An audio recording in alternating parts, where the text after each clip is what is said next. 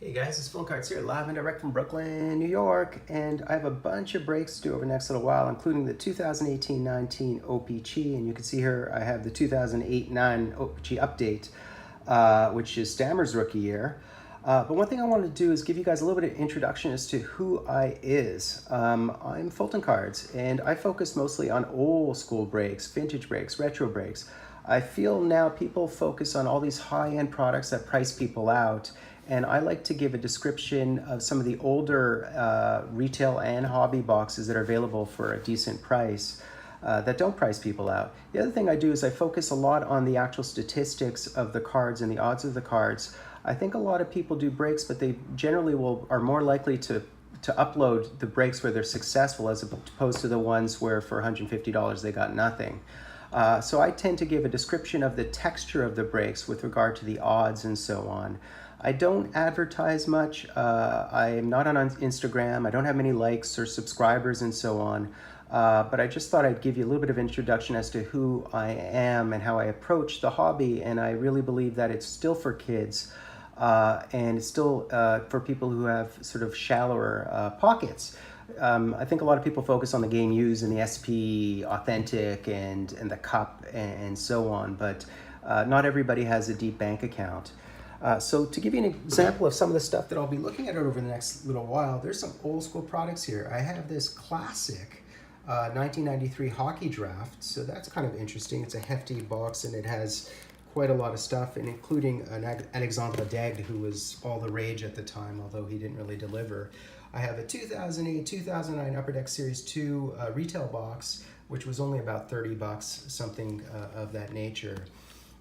This thing here is the Quebec Major Junior League. I think I paid $4 or $5 for this, and this goes all the way back to 1991-92. You see the Zenith here, which is probably, what, 2010-11. It's a Panini product, I guess rookie year of Piqué Souban. Here we have an Upper Deck Ice. So this old school Ice going back 2001-2002, the redemptions are very dead. They're as dead as Burt Reynolds, sadly. But you know, it's pretty cool to open an old school box of Upper Deck Ice. We know the current versions of what they look like and so on. It's actually really heavy. I think the acetate were very heavy back then. I have a Top Stadium, captured at the Action 2001-2002. You can see Medano and Korea and so on would be in this particular box. I have a Collector's Choice, which is an old school Upper Deck product. Here you have a Heroes and Prospects. Probably paid 15 bucks for this or 20, I don't know. So that'll be interesting. I have a tin of the OV 2015-16 Upper Deck retail box or tin. And I do have this OPC 2008-2009. As I said, I'll also be opening up the 2018-19, of course. These do have case autos. The new ones don't have case autos.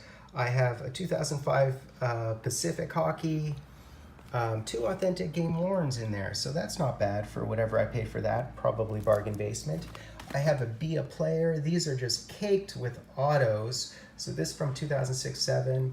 One of my favorite products, of course, is the Canada Juniors, particularly the 2015-16 one, because you could hit the McDavid. But this one isn't bad either. You can see you can theoretically get a Mitch Marner. Of course, there's all the women as well in that product, which is really interesting and cool and something I swear by. And then I have this box of Beehive. So this from 2003-2004, and there are game use sticks in this. So this is the kind of stuff that I tend to open up. I tend to open up these boxes and get sort of low-end autos or rookie cards and so on. But I thought I'd give you guys a little bit of an indication as to who I am, how I differ. As I said, don't advertise, don't have that many subscribers.